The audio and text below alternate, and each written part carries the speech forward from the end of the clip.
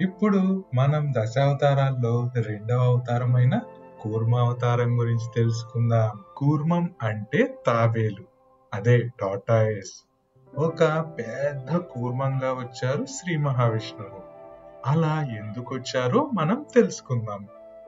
ఈ కథ స్వర్గలోకాధిపతి ఇంద్రుడితో మొదలవుతుంది. పిల్లలు, ఇక్కడ మనం గుర్తుపెట్టుకోవాల్సిన విషయం ఒకటి ఉంది. ఇంద్రుడు అనేది ఒక వ్యక్తి పేరు కాదు, ఒక పదవి పేరు. ఎలా అంటే లైక్ సిఎం, పిఎం, ప్రెసిడెంట్ అలా అన్నమాట. ఇంద్రుడు అనేది కూడా ఒక పదవి పేరు. ఇక కథలోకి వెళ్దాం. ఒకప్పుడు ఇంద్రుడు అన్ని భోగాలకు అవకాశం ఉన్నవాడు. తాను చేసుకున్న తప్పు చేత ఐశ్వర్యాన్ని పోగొట్టుకున్నాడు. అది ఎలాగో ఇప్పుడు చూద్దాం. ఒకప్పుడు ఇంద్రుడు స్వతంత్రంగా ఒక రాక్షసుని సంహరించి మహా ఆనందంగా, గర్వంగా, అహంకారంతో ఐరావతం మీద వెళ్తుండగా ఎదురుగా సాక్షాత్తు పరమశివుని అవతారమైన దుర్వాస మహర్షి వచ్చారు. దుర్వాస మహర్షి ఎక్కడి నుండో భగవత్ ప్రసాదమైన పూలమాలను తీసుకొని వచ్చారు. అది అమ్మవారి మెడలో వేసి తీసిన మాల. అది పట్టుకొని వస్తుంటే ఇంద్రుడు కనపడ్డాడు. స్వర్గలోకాధిపతి అయిన దేవేంద్రుడు కనపడ్డాడని, ఈ మాలని ఆయనకి అనుగ్రహించాలని అనుకొని ఆ పూలమాలని ఇంద్రుని చేతిలో పెట్టారు దుర్వాస మహర్షి. ఎప్పుడూ లేనిది స్వతంత్రంగా ఒక రాక్షసుణ్ణి సంహరించెళ్తున్నాడు ఇంద్రుడు. అందువలన చాలా గర్వంతో, అతిశయంతో ఉన్నాడు కదా. ఆ పుష్పమాల అందుకొని ఒకసారి కళ్ళకద్దుకొని ఆయన వాహనం అయిన ఐరావతం కుంభస్థలం మీద పడేశాడు ఇంద్రుడు. మంచి సువాసనలు, సుగంధం వెదజల్లుతున్న చైతన్య పుష్పాలతో కూర్చబడిన హారం గనుక అనేక తుమ్మెదలు దాన్ని ఆశ్రయించి ఉన్నాయి. అవి ఏనుగు కుంభస్థలం మీద ఎగురుతూ గోల చేశాయి. ఏనుగుకి చిరాకు కలిగి తొండాన్ని పైకెత్తి ఆ మాలను తీసి నేలకేసి కొట్టింది. అప్పుడు ఆ మాల ముక్కలు ముక్కలుగా తెగిపోతుంది. దానిలో ఉన్న తుమ్మెదలే గోల చేస్తున్నాయని ఆ మాలని కాళ్లతో తొక్కేసింది ఐరావతం. దేవేంద్రుడు ఎప్పుడైతే ఐశ్వర్య మదంతో ఇచ్చిన భగవత్ ప్రసాదమైన పూలమాలని దుర్వినియోగం చేశాడో అప్పుడే దుర్వాస మహర్షికి కోపం వచ్చింది. ఐశ్వర్యం ఉండబట్టే కదా నీవు ఇంత అహంకారంతో ప్రవర్తించావు. నీ సమస్త భోగాలకు కారణమైన ఐశ్వర్య లక్ష్మి తొలగిపోవుగాక అని దుర్వాస మహర్షి శాపమిస్తారు. మహాత్ముల తపశ్శక్తి వల్ల వారి నోటి మాటే బ్రహ్మాస్త్రం. వెంటనే దేవేంద్రుని ఆశ్రయించి ఉన్న రాజ్యలక్ష్మి, ఐశ్వర్యలక్ష్మి అన్ని వెళ్లి సముద్రంలో కలిసిపోతాయి. ఇంద్రుడు రాజ్యహీనుడైపోతాడు. ఐశ్వర్యం అంతా పోయి ఏం చేయాలో దిక్కుతోచకుండా అయోమయంలో ఉన్నాడు ఇంద్రుడు. దుర్వాస మహర్షి సాక్షాత్తు పరమశివుని అవతారం. పరమేశ్వరుడు తలుచుకుంటే ఎంతసేపు, ఇవాల్టి వరకు ఎంతో ఐశ్వర్యంతో ఉన్నవాడు కూడా మరుక్షణం భిక్షాటన చేస్తారు. అలా దుర్వాస మహర్షి శాపం వల్ల ఇంద్రుని భోగం మొత్తం పోయింది. లక్ష్మీదేవి అనుగ్రహం లేని కారణంగా ఇంద్రుడు, దేవతలు ఎన్నిసార్లు యుద్ధానికి వెళ్ళినా రాక్షసుల చేతిలో ఓడిపోతున్నారు. దుర్వాస మహర్షి వాక్కు చేత ఐశ్వర్యం, దేవేంద్రుని ఆవరించిన మదం రెండూ తొలగిపోయాయి. అప్పుడు దేవతలు అందరూ చతుర్ముఖ బ్రహ్మగారిని, పరమేశ్వరిని తీసుకొని సృష్టికి రక్షకత్వం వహించే శ్రీ మహావిష్ణువు వద్దకు వెళ్లి ఆయన్ని స్తోత్రం చేసి రక్షణ కోరారు. ఇంతకు పూర్వం నేను ఏది పొంది ఉన్నానో అది నా ప్రవర్తన చేతనే పోగొట్టుకున్నాను. ఇప్పుడు మారాను కనుక మళ్ళీ నన్ను అనుగ్రహించు. నువ్వే జోక్యం చేసుకొని కాపాడగలవు. అనుగ్రహమే రక్షణ. నన్ను రక్షించవలసిందిగా కోరుచున్నాను అని ఇంద్రుడు ప్రార్థన చేశాడు. అప్పుడు శ్రీ మహావిష్ణువు, ఇవాళ వినయంతో ప్రార్థన చేశావని వెంటనే అనుగ్రహించటం ఉండదు. నీ బుద్ధి బాగా స్థిరీకరింపబడింది అని నిర్ణయానికి రావాలి. అందుకని రాక్షసులతో చెలిమి చేసి తిరగండి. యుద్ధం చేస్తే రాక్షసుల చేతిలో మరణిస్తామని బెంగ పెట్టుకొనున్నారు. మీ బెంగ తొలగిపోవటానికి ఒక మార్గం చెప్తాను. అందరూ వెళ్లి పాల సముద్రాన్ని చిలకండి. పాల సముద్రంలో నుంచి అమృతం వస్తుంది. అమృతోత్పాదనం అవుతుంది గనుక ఆ అమృతం తాగితే దేవతలకు మృత్యువు కానీ భయం కానీ ఉండవు. మీరు రాక్షసుల్ని సునాయాసంగా గెలవగలుగుతారు. తక్షణమే వెళ్ళి అమృతోత్పాదన యత్నం చేయండి. స్వర్గలక్ష్మి అంతా వెళ్ళి సముద్రంలో పడిపోయి ఉన్నది. ఆ లక్ష్మి పైకి రావాలంటే పాల సముద్రాన్ని చిలకాలి. అందుకొరకు కవ్వంగా మందర పర్వతం ఉపయోగపడుతుంది. దాన్ని త్రవ్వి పైకెత్తి పట్టుకోవాలి. ఆ పర్వతం కింద పడకుండా దేవతలు రాక్షసులు తమ తమ బలాలను ప్రదర్శించి జాగ్రత్తగా ఎత్తి పట్టుకొని పాల సముద్రం దగ్గరకు తీసుకొని వెళ్ళి సముద్రంలో దించి చిలకండి. అందులో నుండి అమృతం ఉత్పాదనమవుతుంది. ముందు హాలాహలం వస్తుంది, జాగ్రత్తగా ఉండండి అని శ్రీ మహావిష్ణువు చెప్తారు. పిల్లలు, ఇక్కడ మనం తెలుసుకోవాల్సింది ఒకటి ఉంది. హాలాహలం అంటే భయంకరమైన విషం. అది గనుక బయటికి వచ్చిందా అందరూ మరణిస్తారు. ఆ హాలాహలాన్ని పరమశివుడు తాగేస్తాడు. తాగేసి దాన్ని శరీరం లోపలికి మొత్తం వెళ్లకుండా గొంతులోనే ఆపేస్తారు. అందుకే పరమశివునికి గరళకంఠుడు, నీలకంఠుడు అనే పేర్లు కూడా వచ్చాయి. దీని గురించి మనం వివరంగా వేరే వీడియోలో తెలుసుకుందాం. అలా శ్రీహరి పాల సముద్రంలో నుంచి ముందు హాలాహలం వస్తుంది, జాగ్రత్తగా ఉండండి. తరువాత అందులో నుండి లక్ష్మి, కామధేనువు, కల్పవృక్షం, ఇంతకు పూర్వం దుర్వాస మహర్షి శాప కారణం చేత స్వర్గంలో దేవేంద్రుని యొక్క అంతర్ధానమైన సమస్త భోగాలు, వాటికి కారణమైన సాధనా సంపత్తులు అన్నీ వచ్చి ఇంద్రుడికి ఐశ్వర్యం కలుగుతుంది. వెళ్ళండి, వెళ్ళి పాల సముద్రాన్ని చిలకండి అని శ్రీ మహావిష్ణువు చెప్పారు. ఇలా శ్రీ మహావిష్ణువు సలహా చేత పాల సముద్రాన్ని చిలకటానికి తయారయ్యారు దేవతలు.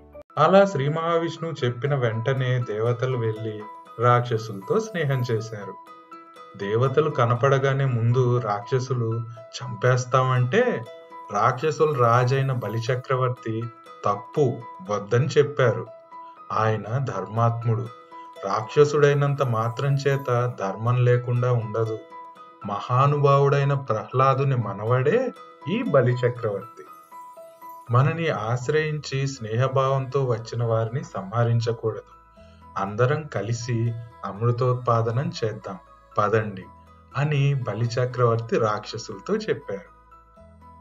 తరువాత దేవతలు రాక్షసులు అందరూ కలిసి వెళ్ళి రోకళ్ళు గుణపాలు తెచ్చి మందర పర్వతాన్ని త్రవ్వుతూ చేతులతో గట్టిగా ఊపుతున్నారు. అది కదిలితే దాని కింద చేతులు పెట్టి తమ తమ బలాలను చెప్పుకొని మందర పర్వతాన్ని పైకెత్తారు. తరువాత జాగ్రత్తగా ఆ పర్వతాన్ని పట్టుకొని అడుగులో అడుగు వేసుకుంటూ సముద్రం దగ్గరికి తీసుకొని వస్తున్నారు. అలా తీసుకొస్తుండగా దాని కింద పడి చాలా మంది రాక్షసులు దేవతలు వారి ప్రాణాలు పోగొట్టుకున్నారు. ఇంత పెద్ద మందర పర్వతాన్ని ఎత్తి సముద్రంలో ఎలా దింపి చిలుకుతాము? శ్రీ మహావిష్ణువు గారు చెప్తే మాత్రం మనకి బుర్రుండవద్దా అని ఏడుపు మొదలు పెట్టారు దేవతలు రాక్షసులు. ఇలా వాళ్ళు బాధపడుతుండగా శ్రీ మహావిష్ణువు, నా మాట నమ్మి పర్వతం ఎత్తారు గనుక నేనే వెళ్తాను, వెళ్ళి వాళ్ళకి సాయపడతాను అని అనుకొని ఆయన గరుత్మంతుని అధిరోహించి వచ్చారు. గరుత్మంతుడు శ్రీ మహావిష్ణువు యొక్క వాహనం. శ్రీ మహావిష్ణువు గరుత్మంతుని మీద వారి వద్దకు వెళ్ళి, ఈ పర్వతమైనా పడిపోయిందని ఏడుస్తున్నారు అని అడిగి ఆయన దాన్ని అమాంతం పైకెత్తి ఒక బొంగరాన్ని తిప్పినట్టు చేత్తో తిప్పి ఎత్తి పట్టుకొని గరుత్మంతుని వీపు మీద పెట్టి, ఓ గరుత్మంత, దీన్ని తీసుకొని వెళ్ళి క్షేమంగా క్షీరసాగరంలో దింపు అని చెప్పారు. తర్వాత నేను కూడా మీ దగ్గరే ఉంటాను, మనం అందరం కలిసి క్షీరసాగర మదనం చేద్దాం అని శ్రీ మహావిష్ణువు దేవతలందరికీ అధ్యక్షత వహించారు. క్షీరసాగర మదనం చేయటానికి మందర పర్వతాన్ని పాల సముద్రంలో దింపినప్పుడు పట్టుకొని తిప్పటానికి ఒక తాడు కావాలి. ఈ కార్యానికి మామూలు తాళ్లు పనికిరావు. పర్వతం చుట్టూ ఒక గాడి చెక్కండి. అమృతంలో వాటా ఇస్తామని చెప్పి గొప్ప సర్పమైన వాసుకిని పిలిచి పర్వతానికి చుట్టూ చుట్టి పట్టుకొని కట్టండి, మనం క్షీరసాగర మదనం చేద్దాం అన్నారు శ్రీ మహావిష్ణువు. అలాగే అని పర్వతాన్ని వాసుకి సర్పానికి చుట్టి ఒకవైపు దేవతలు మరోవైపు రాక్షసులు పట్టుకున్నారు. మందర పర్వతాన్ని పాలసముద్రంలో దింపి పూర్తిగా కాకుండా తేల్చి పట్టుకొని తిప్పుతున్నారు. అలా తిప్పటం చేత పర్వతం బరువు అంతా వాసుకి శరీరం మీదే ఆధారపడింది. ఆ బరువుకి తట్టుకోలేక వాసుకి వదలండి వదలండి అని పెద్ద పెద్ద కేకలు వేశాడు. ఆయన బాధకి గిలగిలా కొట్టుకోవడంతో పట్టు తప్పి మందర పర్వతం పాల సముద్రంలో ఒరిగిపోయింది. అప్పుడు అందరూ ఆలోచించారు, మనం చేసిన పని చాలా బుద్ధి పొరపాటు. విష్ణువు చెప్పిన అన్ని పనులు చేస్తుంటాం, పర్వతం నిలబడాలంటే కింద ఏదో ఒకటి ఉండాలి కదా. పాల సముద్రంలో పర్వతాన్ని పట్టుకొని ఏ ఆధారం లేకుండా ఎలా తిప్పగలం? అటు ఇటు గట్టిగా పట్టుకుంటే కనుక పర్వతం నిల్చుంటుంది. అలా నించుంటే అమృతం ఎలా వస్తుంది? మరి పర్వతాన్ని పట్టుకొని చిలకాలి కదా. చిలకడానికి దగ్గరకు వదులుతుండాలి, దూరం వదులుతుండాలి.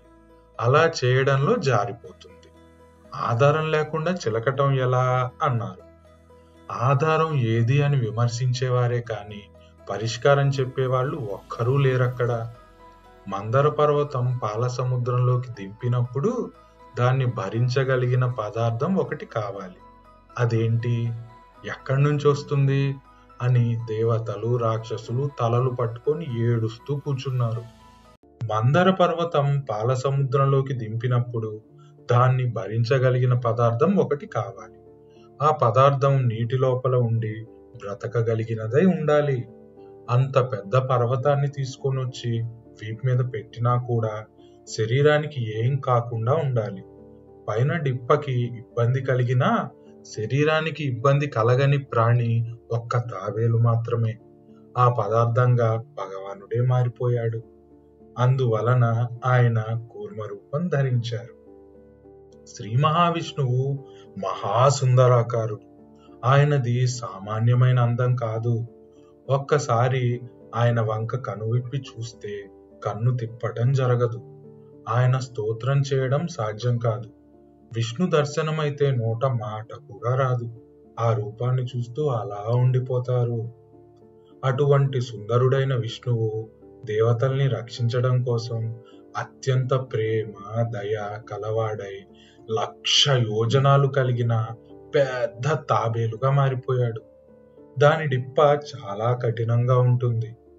దాన్ని బద్దలు కొట్టడం ఎవ్వరికీ సాధ్యం కాదు.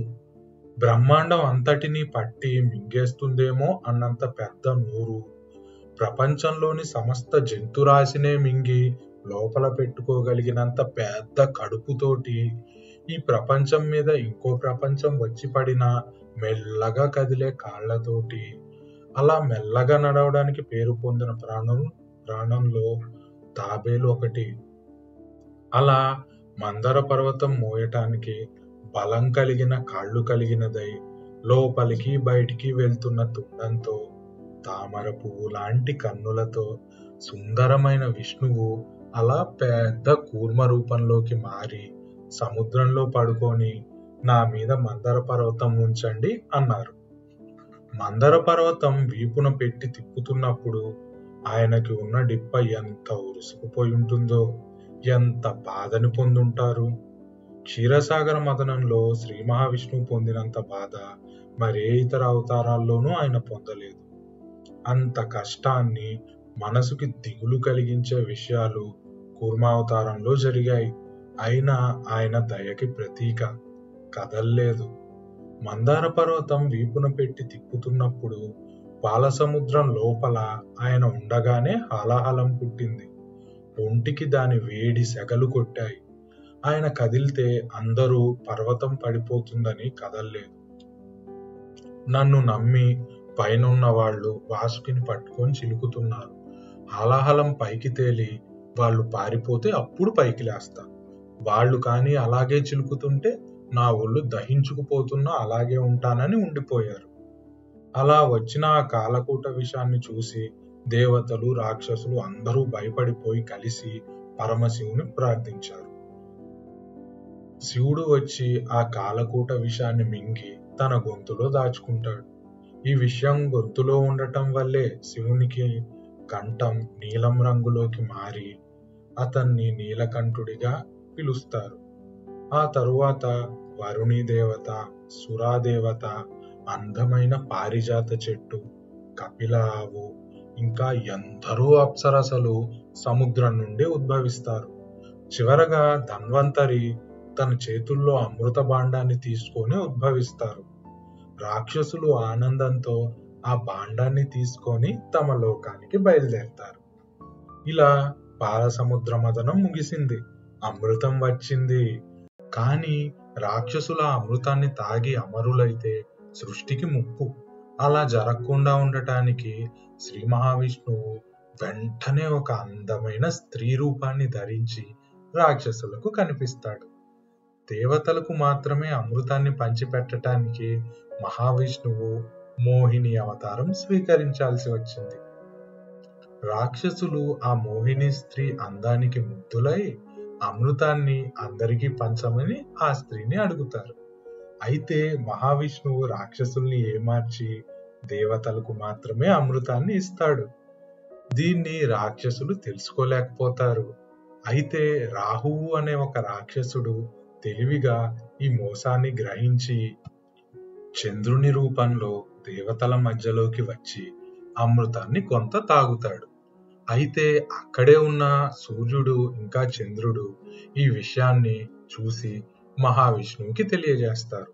వెంటనే శ్రీ మహావిష్ణువు తన సుదర్శన చక్రంతో రాహు తల నరికేస్తారు. అయితే అప్పటికే కొంత అమృతం తీసుకోవటం వల్ల రాహు చనిపోడు. అతను వెంటనే శ్రీ మహావిష్ణువుని ప్రార్థిస్తాడు. అప్పుడు శ్రీ మహావిష్ణువు అతనికి అప్పుడప్పుడు సూర్యుణ్ణి, చంద్రుణ్ణి మింగటానికి అనుమతినిస్తారు. ఇదే మనకి తెలిసినటువంటి సూర్యగ్రహణం ఇంకా చంద్రగ్రహణం. ఈ విధంగా దేవతలకు అమృతాన్ని పంచి వారి శక్తి పెరిగేలా చేస్తాడు శ్రీ మహావిష్ణువు. పూర్తిగా శక్తివంతులైన దేవతలు వెంటనే రాక్షసులతో యుద్ధం చేసి తిరిగి స్వర్గం మీద ఆధిపత్యాన్ని సంపాదిస్తారు. ఇలా శ్రీ మహావిష్ణువు కూర్మావతారంలో వచ్చి దేవతలకు సాయం చేశారు. ఒకే అమృతోత్పాదనలో ముందు ఆది కూర్మం, తరువాత మోహిని అవతారం ధరించి తనని నమ్మి నిలబడినందుకు దేవతలను రక్షించి వాళ్ళకి అమృతాన్ని కట్టబెట్టి పాల సముద్రం నుండి కామధేనువు, కల్పవృక్షం, లక్ష్మీదేవి అన్ని పైకి వచ్చేటట్లుగా చేసి దేవేంద్రుడు అన్నిటితో స్వర్గలోకాధిపత్యం పొందేటట్లుగా చేసి ఇంకా దేవతల చేతుల్లో రాక్షసులు ఓడిపోయేలాగా చేసి లోక కళ్యాణాన్ని జరిపించిన పరమ దయాశాలి శ్రీ మహావిష్ణువు. ఇంతటితో శ్రీ మహావిష్ణువు యొక్క రెండవ అవతారమైన ఈ కూర్మావతారం కథ సమాప్తం అవుతుంది. మీకు ఈ కథ నచ్చిందని అనుకుంటున్నాను పిల్లలు. తర్వాత ఎపిసోడ్ లో మనం శ్రీ మహావిష్ణువు మూడవ అవతారమైన ఆదివరాహపు అవతారం గురించి తెలుసుకుందాం. మీకు ఇంకా ఇలాంటి మంచి మంచి వీడియోలు కావాలంటే మన టేల్స్ బై రావత్ ఛానల్ ని లైక్ చేసి సబ్స్క్రైబ్ చేయండి. తర్వాత వీడియో కోసం వెయిట్ చేయండి.